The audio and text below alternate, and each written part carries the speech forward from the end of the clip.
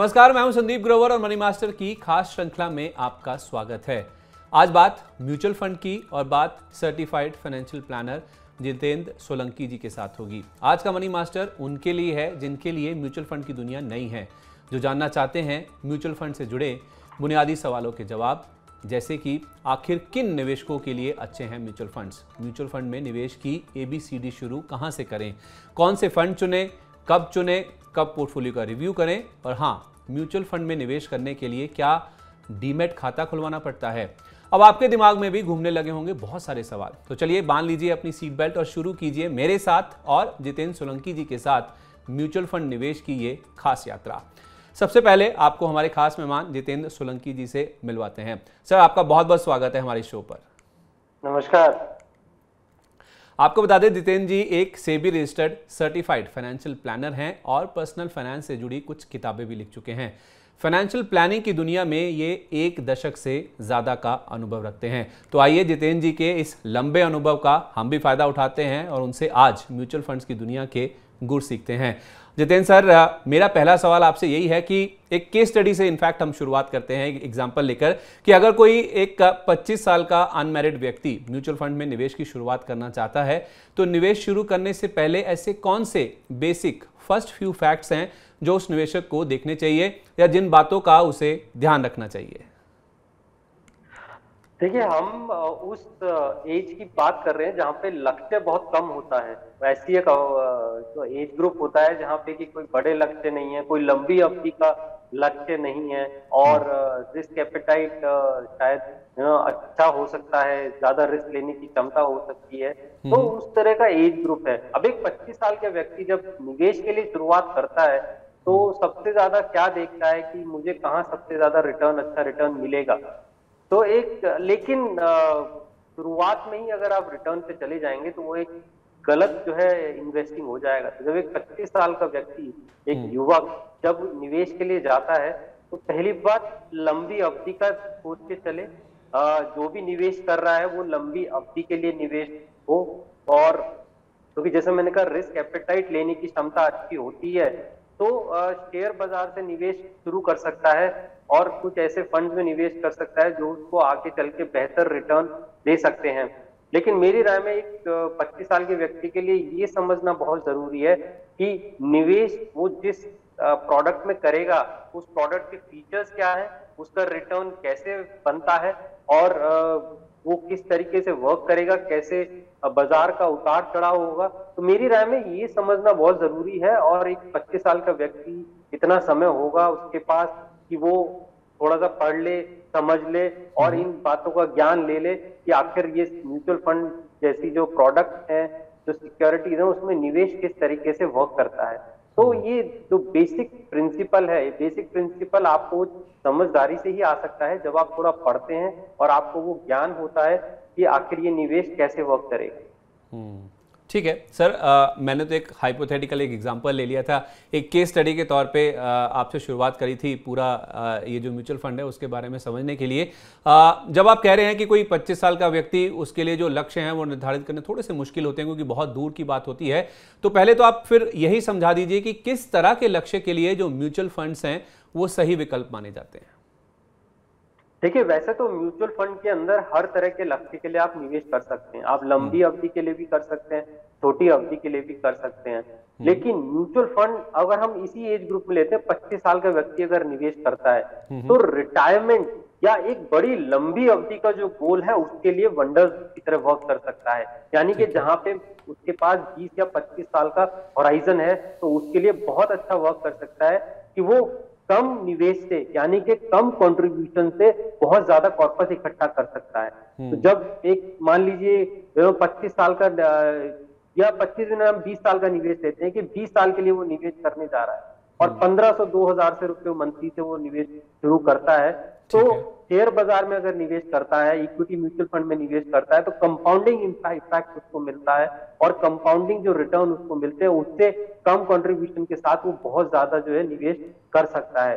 तो एक लक्ष्य बना के चले जब भी आप म्यूचुअल फंड में निवेश करते हैं, और लक्ष्य लंबी अवधि में कुछ भी हो सकता है। हो सकता है आपको 10 साल के बाद, 15 साल के बाद घर खरीदना हो, रिटायरमेंट की शुरुआत जो आप इस एज ग्रुप से कर सकते हैं कि थोड़ा पैसा जो है आप सिर्फ लंबी अवधि में जो आपके रिटायरमेंट के बाद कम आएगा उसके लिए आप निवेश करते चलें।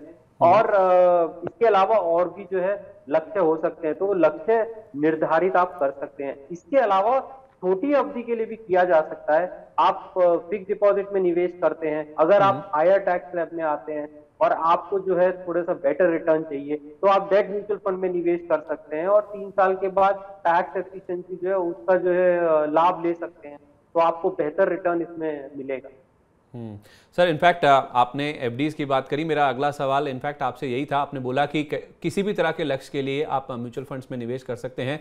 लंबी अवधि के लिए काफ़ी सारे गोल्स होते हैं, जैसे कि आपकी शादी हुई, आपको घर खरीदना है, आपके बच्चे होंगे तो उनकी जो पढ़ाई लिखाई है उसका खर्चा है वो आपको देखना है, और सबसे बड़ा गोल जो हर किसी की लाइफ में होता है वो ये होता है कि जब वो रिटायर होगा तो वो अपने जो एक्सपेंसेस है वो कैसे मीट कर पाएगा। वो भी आप अगर स्टार्ट ऑफ द करियर यानी कि जितनी जल्दी शुरू कर लेंगे, जितना लंबी अवधि के लिए निवेश करेंगे उतना ही बेहतर होगा। तो मेरा इनफैक्ट आपसे ये जो डेट मार्केट की आपने बात करी, अगला सवाल इसी से जुड़ा था कि शेयर बाजार की तरह क्या डेट मार्केट में निवेश के लिए भी म्यूचुअल फंड ठीक होते हैं? अगर ऐसा है तो थोड़ा इसके बारे में थोड़ा डिटेल में बताइए। हमारे कुछ जो छोटी अवधि के निवेशक हैं जो छोटी अवधि में पैसा लगाना चाहते हैं, या स्पेसिफिकली जैसे आपने बोला एफडीज में पैसा लगाते हैं, तो एफडीज के बनस्पत अगर म्यूचुअल फंड डेट रूट में अगर वो जाते हैं तो किस तरह से एफडी के मुकाबले वो बेहतर रिटर्न कमा सकते हैं? देखिए, डेट म्यूचुअल फंड के अंदर भी अलग अलग कैटेगरीज बना दी गई है। हर कैटेगरी का जो अंडरलाइन इन्वेस्टमेंट होता है वो अलग होता है। अगर आप 6 महीने से साल भर के लिए निवेश करना चाहते हैं तो अल्ट्रा शॉर्ट टर्म फंड, लो ड्यूरेशन जैसी कैटेगरीज है, उनका अंडरलाइन इन्वेस्टमेंट जो होता है वो इतने साल की सिक्योरिटीज तक निवेश करता है। फिर शॉर्ट टर्म म्यूचुअल फंड हो जाते हैं जो 2 से 3 साल की सिक्योरिटीज में निवेश करते हैं। तो डेट म्यूचुअल फंड में अलग अलग कैटेगरीज बन गई हैं। अब फिक्स डिपॉजिट में जो इन्वेस्टर निवेश करते हैं उनके लिए डेट म्यूचुअल फंड किस तरीके से बेहतर हो जाता है कि जब आप 3 साल से ज्यादा निवेश रखते हैं डेट म्यूचुअल फंड में तो आपको जो टैक्सेशन है वो डेट म्यूचुअल फंड में बेहतर मिलता है। और जब टैक्स आपको बेहतर मिलेगा, इसमें टैक्स एफिशिएंसी आपको ज्यादा मिलेगी, तो आपका रिटर्न अपने आप जो है वो बढ़ जाता है।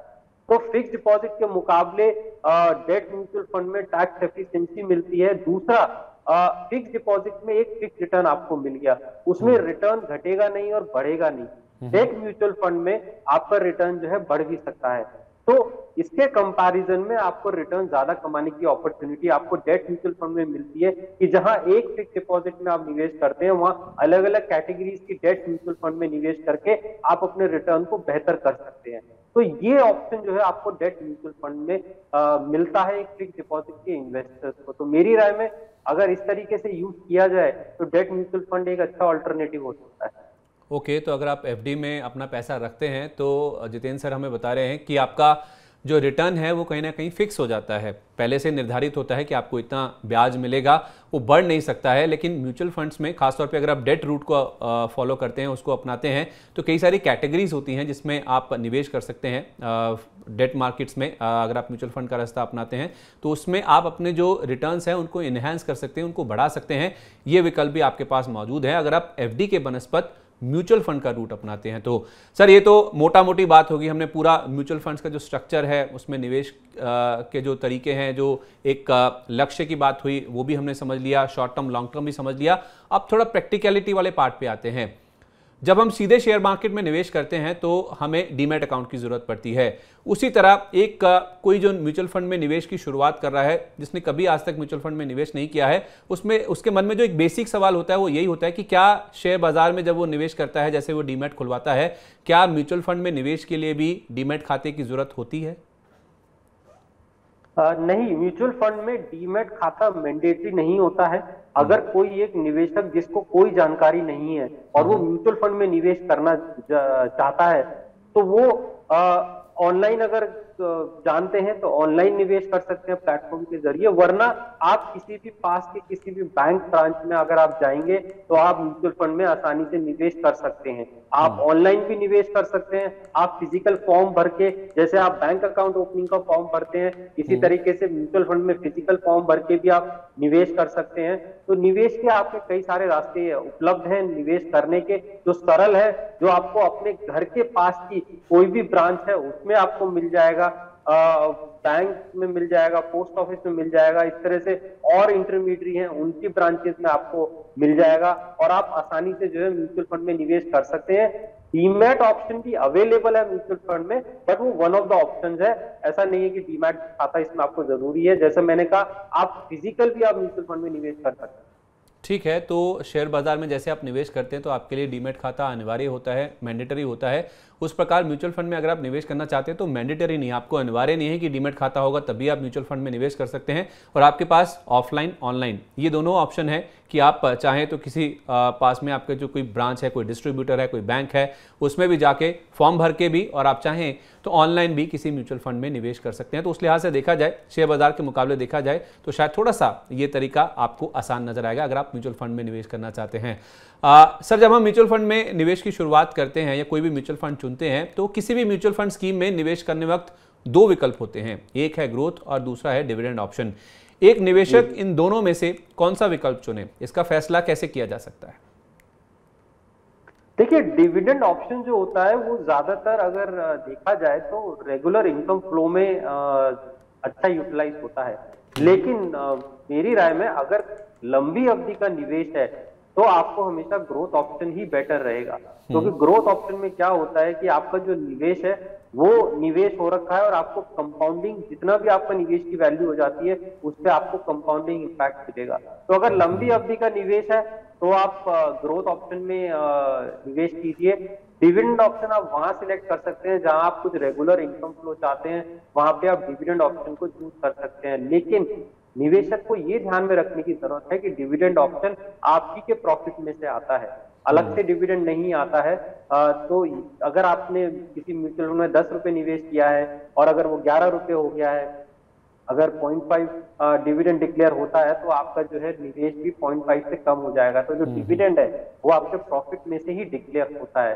तो मेरी राय में डिविडेंड ऑप्शन केवल उस समय चुने अगर आपको रेगुलर इनकम की जरूरत है। हालांकि रेगुलर इनकम में और भी अच्छे ऑप्शंस अवेलेबल हैं, लेकिन अगर आप लंबी अवधि का निवेश कर रहे हैं तो आप ग्रोथ ऑप्शन को चुने। और लंबी अवधि का मतलब है 3 से 5 साल या इससे ज्यादा का अगर निवेश आप करना चाहते हैं तो आप ग्रोथ ऑप्शन को ही लेके। ठीक है, अगर आप डिविडेंड का ऑप्शन चुनते हैं तो केवल तभी चुनें अगर आपको रेगुलर इनकम की ज़रूरत है। जैसे खास तौर पे जब रिटायरमेंट हो जाती है उसके बाद जब आपके पास कोई इनकम का सोर्स नहीं होता तब शायद आपको डिविडेंड का ऑप्शन चूज़ करना चाहिए, क्योंकि आपके जो प्रॉफिट्स होते हैं उसी में से ही आपको डिविडेंड मिलता है। तो अगर आप लंबी अवधि का निवेश कर रहे हैं, कम से कम 3 से 5 साल का, जैसे हमें जितेंद्र सर बता रहे हैं, तो आपको ग्रोथ का ही ऑप्शन चुनना चाहिए, क्योंकि आपका जो पैसा है, जो आपके रिटर्न आते हैं वो दोबारा निवेश होते रहते हैं। उससे आपको कंपाउंडिंग का जो फायदा है वो कहीं ना कहीं मिलता है, जिससे आपके जो रिटर्न की जो गुंजाइश है, अच्छे रिटर्न मिलने की गुंजाइश है, वो कहीं ना कहीं बढ़ जाती है। अच्छा सर, ये भी बताइए कि किसी एक निवेशक को ये कैसे फैसला करना चाहिए कि उसे डायरेक्ट प्लान म्यूचुअल फंड्स के जरिए निवेश करना चाहिए या रेगुलर म्यूचुअल फंड्स के जरिए, यानी फाइनेंशियल कोई प्लानर, कोई फाइनेंशियल एडवाइजर की मदद ले या सीधे वेबसाइट्स पर जाकर खुद ही निवेश करें? देखिए, अगर आप एक ऐसे निवेशक हैं जो एनालिसिस कर सकते हैं, जो ये तय कर सकते हैं कि म्यूचुअल फंड कौन सा सही है, कौन सा मुझे निवेश करना चाहिए, आपको शेयर बाजार की नॉलेज है, आपको डेट म्यूचुअल फंड की नॉलेज है और आप अपना एसेट एलोकेशन खुद कर सकते हैं, आपको पता है कि आपको किस कैटेगरी में कितना निवेश करना है, तो अगर आप इस तरह के इन्वेस्टर हैं तो आप सीधा जाके म्यूचुअल फंड में निवेश कर सकते हैं, ऑनलाइन ऑफलाइन। लेकिन अगर आपको इन सब चीजों की समझ नहीं है, आप एसेट एलोकेशन नहीं बना पा रहे हैं, आप ये नहीं डिसाइड कर पा रहे हैं कि कौन सी कैटेगरी में फाइनली निवेश किया जाए, इक्विटी कितना रखा जाए, डेट कितना रखा जाए, तो मेरी राय में तब आपको फाइनेंशियल एडवाइजर की सलाह लेनी चाहिए, तब आपको डायरेक्ट जाके निवेश नहीं करना चाहिए। तो आप अपने आप से निवेश करें या फाइनेंशियल एडवाइजर से थ्रू आप निवेश करें, ये निर्भर करता है कि आप म्यूचुअल फंड की कितनी समझ रखते हैं। तो जैसा मैंने कहा, अगर आपको अच्छी समझ है, आप डिसाइड कर चुके हैं आपको कितना इक्विटी लेना है, कितना डेट लेना है और कौन सी कैटेगरी में कहाँ निवेश करना है, तो आप सीधे जो है निवेश कर सकते हैं। ठीक है, तो आपकी नॉलेज, आपकी समझ, आपकी जो जानकारी है म्यूचुअल फंड्स के बारे में या फिर शेयर बाज़ार के बारे में, अगर वो अच्छी है, काफ़ी मजबूत है, तो आप सीधे भी निवेश कर सकते हैं। अगर आपके पास जानकारी नहीं है, आप नहीं जुटा पाते हैं या अच्छी नॉलेज नहीं है, तो कोई परहेज नहीं है, आप किसी फाइनेंशियल प्लानर, किसी फाइनेंशियल एडवाइजर की मदद ले सकते हैं, उसके जरिए आप म्यूचुअल फंड्स में निवेश कर सकते हैं। मान लीजिए सर किसी के पास नॉलेज है, कोई वेल इक्विप्ड है, उसे अच्छी समझ है, वो जानता है, शेयर बाजार को समझता है, डेट मार्केट को भी समझता है, सीधे म्यूचुअल फंड्स में निवेश करना चाहता है और पहली बार निवेश कर रहा है, तो कौन सी ऐसी वेबसाइट्स हैं जो कि अच्छी हैं, यानी कुछ ऐसी वेबसाइट्स का नाम बताएं जिनकी मदद से शुरुआत की जा सकती है सीधे तौर पे अगर कोई म्यूचुअल फंड में निवेश करना चाहता है? देखिए, वैसे तो बहुत सारे प्लेटफॉर्म्स अवेलेबल हैं म्यूचुअल फंड में निवेश करने के लिए। आपके अगर आप पहला सबसे पहला तो आता है कि म्यूचुअल फंड कंपनीज की वेबसाइट ही अवेलेबल है। आप जो है आईसीआईसीआई म्यूचुअल फंड है, कोटक म्यूचुअल फंड है, कोई सा भी आप म्यूचुअल फंड कंपनी लेती है, उनकी वेबसाइट के जरिए निवेश कर सकते हैं। लेकिन वो थोड़ा मुश्किल होता है कि अगर आपको 4 फंड में निवेश करना है तो 4 अलग अलग वेबसाइट पे जाना पड़ेगा। इसके अलावा ऑनलाइन प्लेटफॉर्म है, जैसे म्यूचुअल फंड यूटिलिटी है, वो प्लेटफॉर्म अवेलेबल है। अब एमएफ सेंट्रल आ गया है, एमएफ सेंट्रल के जरिए आप निवेश कर सकते हैं और मल्टीपल म्यूचुअल फंड टीम में एक ही प्लेटफॉर्म के जरिए निवेश कर सकते हैं। कैम्स रजिस्ट्रार का अपना प्लेटफॉर्म है।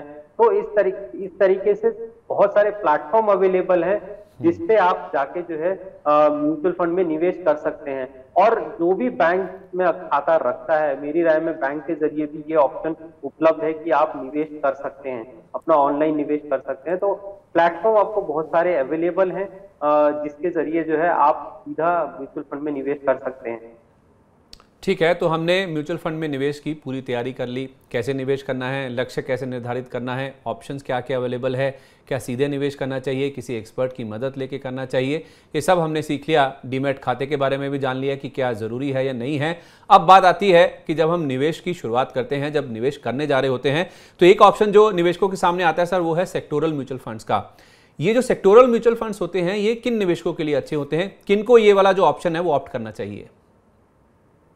देखिए, सेक्टर और म्यूचुअल फंड का मतलब है कि एक पर्टिकुलर सेक्टर में एक्सपोजर, फार्मा हो सकता है, बैंकिंग हो सकता है, ट्रांसपोर्ट सेक्टर हो सकता है। तो इस तरीके से सेक्टर का मतलब, सेक्टोरल फंड्स एक पर्टिकुलर सेक्टर में निवेश करते हैं और इसका जो रिस्क फैक्टर होता है वो बहुत ज्यादा होता है। वो इसलिए क्योंकि किसी भी सेक्टोरल फंड्स का जो परफॉर्मेंस है वो उस सेक्टर के परफॉर्मेंस पे डिपेंड करेगा। और अब अगर आपको सेक्टोरल म्यूचुअल फंड में निवेश करना है तो आपको एक समझ होनी चाहिए कि उस सेक्टर के बारे में थोड़ी सी ओपिनियन, वो सेक्टर कैसा परफॉर्म करेगा, क्या ये सेक्टर आगे चल के अच्छा परफॉर्म करेगा। कुछ सेक्टर्स ऐसे होते हैं जो एवरग्रीन होते हैं, जैसे बैंकिंग सेक्टर है, तो बैंकिंग सेक्टर क्योंकि बैंक हमेशा रहेंगे तो बैंकिंग सेक्टर परफॉर्म करते हैं। कुछ स्पेसिफिक सेक्टर्स हो सकते हैं जो अच्छा परफॉर्म करते हैं और कभी ऐसा पीरियड भी आ सकता है कि जो बहुत ही खराब परफॉर्मेंस मिले।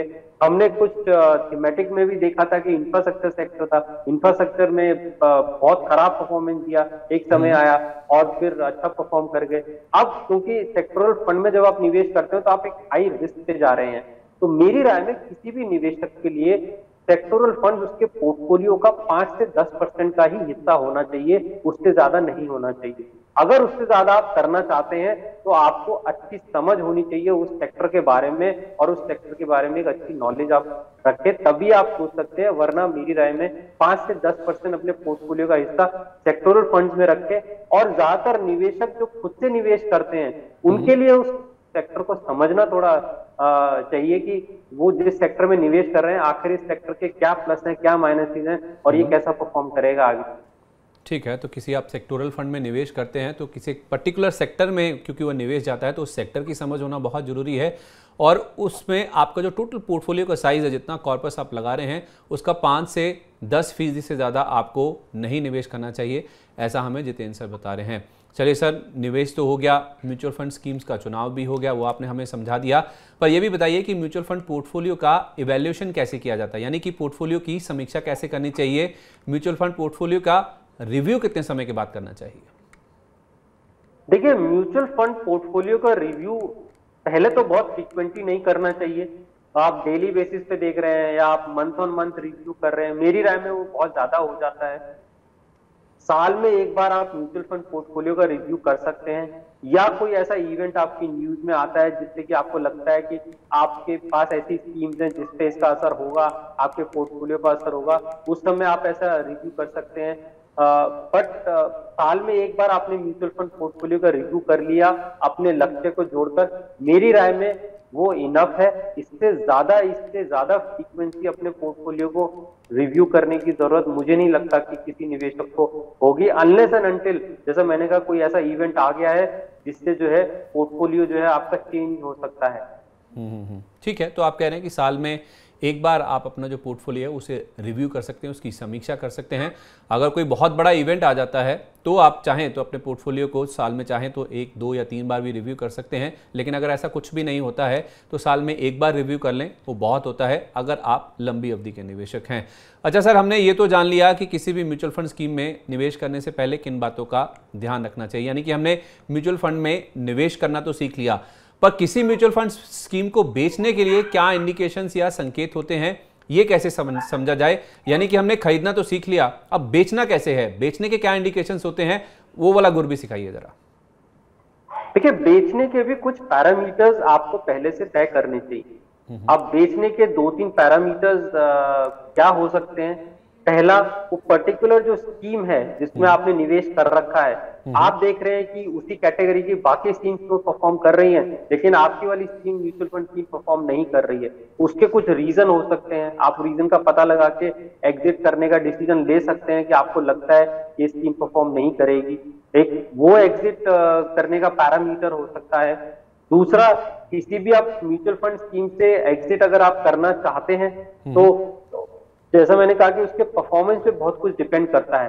पर्टिकुलर स्कीम आपके पोर्टफोलियो में कितना इंपैक्ट कर रही है, वो स्कीम वो पता लगाना वो बहुत जरूरी है। अच्छा सर, हमने ये तो जान लिया कि किसी भी म्यूचुअल फंड स्कीम में निवेश करने से पहले किन बातों का ध्यान रखना चाहिए, पर किसी म्यूचुअल फंड स्कीम को बेचने के लिए क्या इंडिकेशंस या संकेत होते हैं, ये कैसे समझा जाए? यानी कि हमने एंट्री करना तो सीख लिया म्यूचुअल फंड्स में, अगर हमें बेचना है, बिकवाली करनी है, तो उसको कैसे समझा जाए, जरा इसके बारे में भी डिटेल में बताइए। देखिए, एक तो लक्ष्य से आप कितना पहले म्यूचुअल फंड स्कीम से एग्जिट करेंगे, ये आपको पहले ही पैरामीटर तय कर लेना चाहिए। तो अगर आप रिटायरमेंट गोल के नजदीक पहुंच रहे हैं और आप 2-3 साल पहले आप अपने पोर्टफोलियो को एग्जिट करके मूव करना चाहते हैं, एक वो रीजन हो सकता है कि आप अपनी स्कीम से एग्जिट कर रहे हैं।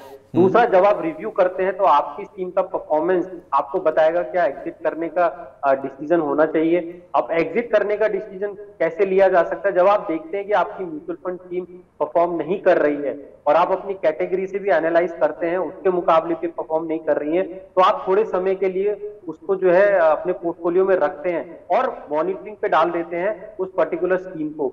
मॉनिटरिंग करने के बाद ही अगर आपको लगता है ये स्कीम स्टिल परफॉर्म नहीं कर रही है तो जो है आप उससे एग्जिट कर सकते हैं। या किसी पर्टिकुलर म्यूचुअल फंड स्कीम का ऑब्जेक्टिव चेंज हो जाता है, जैसे हमने देखा था जब सेबी ने रीकैटेगराइजेशन किया था तो कुछ मल्टी कैप फंड थे वो फ्लेक्सी कैप में कन्वर्ट हो गए, या कुछ और म्यूचुअल फंड स्कीम थी वो एक कैटेगरी से निकल के दूसरी कैटेगरी में पहुंच गई।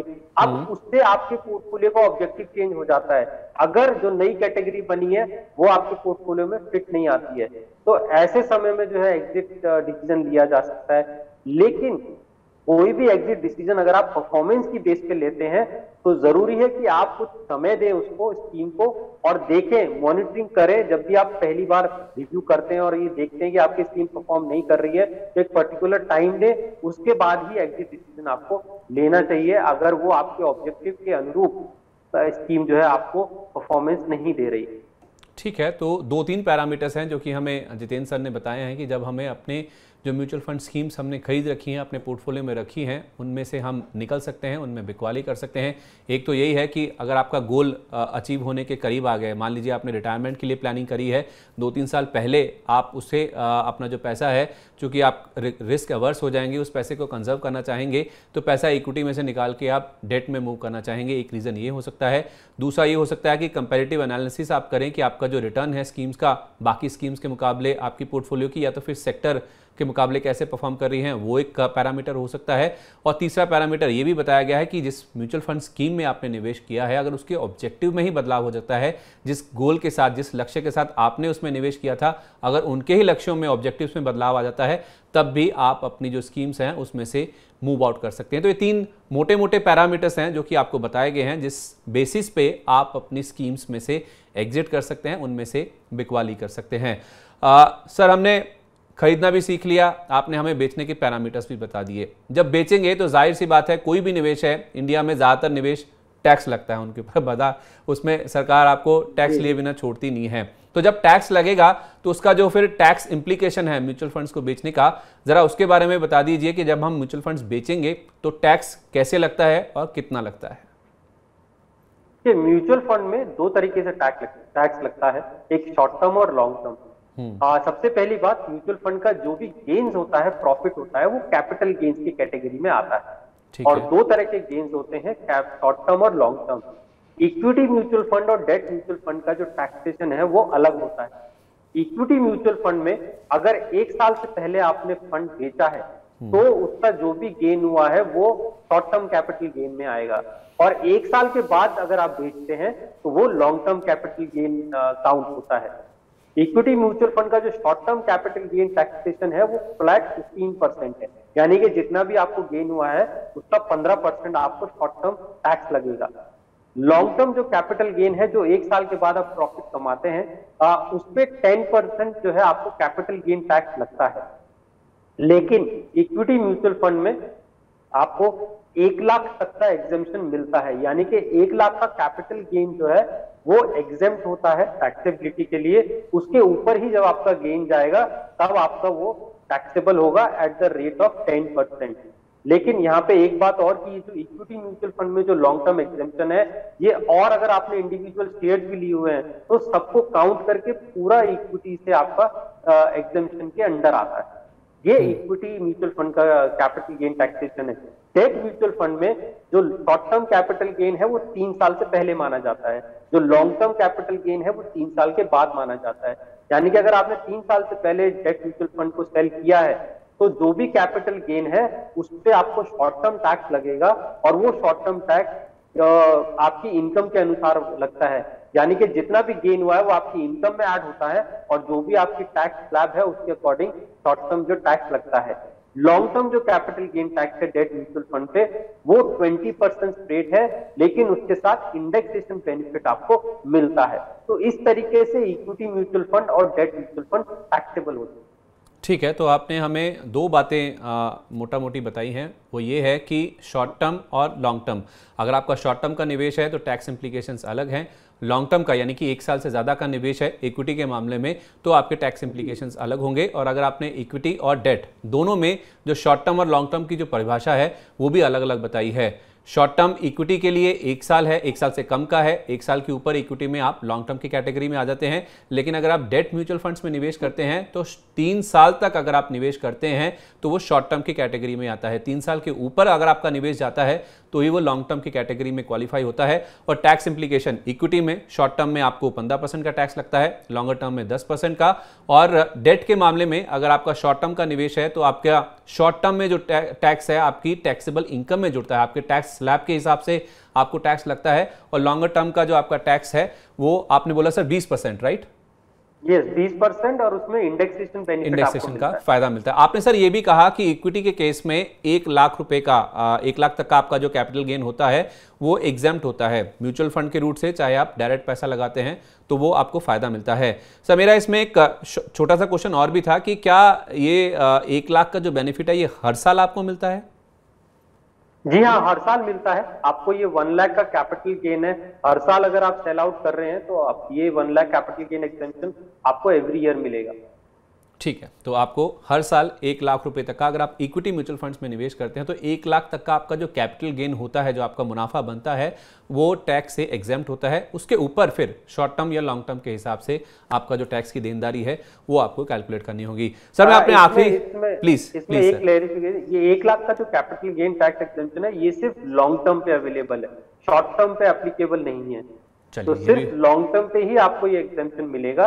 और जैसा मैंने कहा कि इक्विटी म्यूचुअल फंड में आप निवेश करते हैं वहां है, लेकिन ये लॉन्ग टर्म कैपिटल गेन का एग्जेम्पशन आपने अगर इंडिविजुअल शेयर्स में किया है, म्यूचुअल फंड में भी निवेश कर रखा है, तो दोनों को कंबाइन करके देखा जाता है, तब आपको एग्जेम्पशन मिलता है ऑन टोटल। ठीक है, तो दोनों को मिला के, यानी कि सीधे शेयरों में निवेश कर रखा है और इक्विटी म्यूचुअल फंड्स में भी आपने अगर निवेश कर रखा है तो वहां पे आपका जो कैपिटल गेन है उसको जोड़कर 1 लाख रुपए तक का जो एग्जेम्पशन है वो आप क्लेम कर सकते हैं। उसके बाद फिर आपकी टैक्स देनदारी बनती है, बशर्ते आपका लॉन्ग टर्म का निवेश है, जैसे हमें जितेंद्र सर बता रहे हैं। सर, अब मैं अपने आखिरी सवाल की ओर बढ़ रहा हूं, वो ये है कि एक म्यूचुअल फंड पोर्टफोलियो में अधिकतम कितनी स्कीम्स होनी चाहिए? देखिए, मेरी राय में एक म्यूचुअल फंड में अधिकतम जो है 6 से 7 स्कीम्स आपकी ऑन टोटल होनी चाहिए। और बहुत सी रिसर्च जो है वो ये बताती भी है कि जहां 7 से ज्यादा स्कीम आप करते हैं वहां डाइवर्सिफिकेशन खत्म हो जाता है, डाइवर्सिफिकेशन बेनिफिट आपका खत्म हो जाता है। मेरी राय में 6 से 7 स्कीम आप मैक्सिमम रखिए। अलग अलग कैटेगरीज की इसमें स्कीम होनी चाहिए, और इससे ज्यादा स्कीम का जो है वो बहुत ओवरलैपिंग हो जाएगा और डाइवर्सिफिकेशन बेनिफिट आपको कुछ नहीं मिलेगा। तो मैक्स टू मैक्स 6 या 7 स्कीम्स आपके पोर्टफोलियो में, इससे ज्यादा मेरी राय में आपको रखने की जरूरत नहीं है। ठीक है, तो मैक्स टू मैक्स 6 से 7 स्कीम्स आप अपने पोर्टफोलियो में रख सकते हैं। उससे ज़्यादा अगर आप अपने पोर्टफोलियो में स्कीम्स रखते हैं तो जो डाइवर्सिफिकेशन एक जो बड़ा टारगेट होता है, वो जो टारगेट है वो कहीं ना कहीं आपसे मिस हो जाएगा। जितेंद्र सर, इसी के साथ आपका बहुत बहुत शुक्रिया मनी मास्टर की इस खास श्रृंखला में आज हमारे साथ जुड़ने के लिए, अपना समय देने के लिए, और बहुत ही आसान तरीके से म्यूचुअल फंड से जुड़ी पूरी जानकारी हमारे दर्शकों के साथ साझा करने के लिए। चलिए, तो मनी मास्टर के आज के एपिसोड को यहीं समेटते हैं। हमें उम्मीद है कि दर्शकों की समझ को और सहज बनाने की मनी मास्टर की एक खास पहल आपको पसंद आई होगी। आज के लिए बस इतना ही। मनी मास्टर के अगले एपिसोड में बाजार के एक और एक्सपर्ट के साथ, शेयर बाजार से जुड़े एक नए टॉपिक के साथ आपसे फिर मिलेंगे। तब तक आप देखते रहिए मनी 9। नमस्कार।